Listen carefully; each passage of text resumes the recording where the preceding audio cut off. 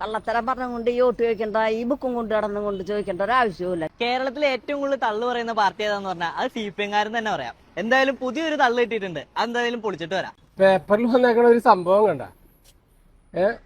കൊടുങ്ങല്ലൂർ താലൂക്ക് ആസ്പത്രിയുടെ ഒരു പരസ്യം വെച്ചിട്ടാണ് കൈപ്പമംഗലം MLA വോട്ട് ചോദിക്കാൻ വന്നത്. കൈപ്പമംഗലത്ത് ചെയ്തേക്കണ ഒരു പ്രവൃത്തി വെച്ചിട്ട് വോട്ട് ചോദിക്കുകയാണെങ്കിൽ കുഴപ്പമില്ല. ഇവിടെ പറവൂര് നിയോജകമണ്ഡലത്തിൽ വന്ന് ആർക്ക് വേണമെങ്കിലും വോട്ട് ചോദിക്കാം, അത് കുഴപ്പമില്ല. പക്ഷെ ഈ കൊടുങ്ങല്ലൂര് നിയോജകമണ്ഡലത്തിലാ ഒരു വികസന പ്രവർത്തനം കള്ളം പറഞ്ഞ് വോട്ട് ചെയ്യുന്നത് വളരെ മോശമാണ്. ഈ പേപ്പറിലൊക്കെ ഇതുപോലെ എത്ര സംഭവങ്ങളുണ്ട്. നമ്മുടെ പിണറായി വിജയന്റെ ഭാഷയിൽ പറഞ്ഞാൽ ചെറ്റത്തരമൊന്നും ഞങ്ങൾക്ക് പറയാൻ പറ്റൂലെങ്കിലും ഇത് ആ രീതിയിലുള്ള ഒരു പരിപാടി ആയിപ്പോയിട്ട് ഇത് വളരെ മോശമായിപ്പോയത്. എന്തായാലും ഇത്തരത്തിൽ വോട്ട് ചോദിച്ച ആളുകൾ വോട്ട് തരില്ല. കളവ് പറഞ്ഞ് വോട്ട് ചോദിച്ചു കഴിഞ്ഞാൽ ജനം വോട്ട് തരില്ല, ഉറപ്പാണ്. അതാണ് ഉറപ്പ്. ഇദ്ദേഹം ഇവിടുത്തെ പ്രതിപക്ഷ നേതാവിനെതിരെയാണ് മത്സരിക്കുന്നത്. അതുകൊണ്ട് തന്നെ ആള് ഒരു സിഗ്നേച്ചർ കാൻഡിഡേറ്റ് ആണ്.